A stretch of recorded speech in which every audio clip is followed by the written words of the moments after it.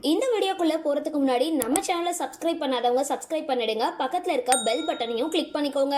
வாங்க வீடியோக்குள்ள போகலாம்.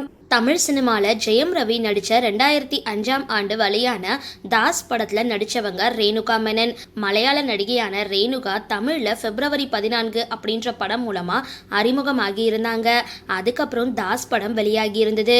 மேலும் தாஸ் படத்துக்கு அப்புறம் ரேணுகாவுக்கு தமிழ் சினிமால ஒரு நல்ல வரவேற்பு கிடைச்சிருந்தது. ஆனா அடுத்ததா ரேணுகா மேனன் மற்றும் ஆர்யா ஆகியோர் நடிப்புல வெளியான கலாபக் காதலன் திரைப்படம் சரியா போகாததுனால அவங்களுடைய மார்க்கெட் டல் அடிக்க ஆரம்பிச்சிருந்தது. அதுக்கப்புறம் அவங்க நடிச்ச மதன் அப்படின்ற திரைப்படம் தற்பொழுது வரைக்கும் வெளியாகல. இதனால சினிமாவை விட்டு விலகின ரேணுகா மேனன் சூரஜ் மேனன் அப்படின்றவங்கள 2006ஆம் ஆண்டு திருமணம் செஞ்சுக்கிட்டு செட்டில் ஆகிட்டாங்க. இவங்களுக்கு தற்பொழுது 2 பெண் குழந்தைகள் இருக்கிறாங்க. இந்த நிலையில நீண்ட நாட்களா இவங்களை பத்தின தகவல்கள் வெளிவராம இருந்த நிலையில தற்பொழுது தன்னுடைய 41வது வயசுல 2 பெண் குழந்தைகளோட புகைப்படம் வெளியிட்டிருக்காங்க. இதை கண்ட ரசிகர்கள் தாஸ் படத்துல பார்த்தது மாதிரியே அப்படியே இருக்கீங்களே அப்படின்னு ஆச்சரியத்தோட பார்த்துட்டு வராங்க. சரி, இந்த வீடியோ பத்தின உங்களோட கருத்துக்களை கீழே கமெண்ட் பாக்ஸ்ல போஸ்ட் பண்ணுங்க.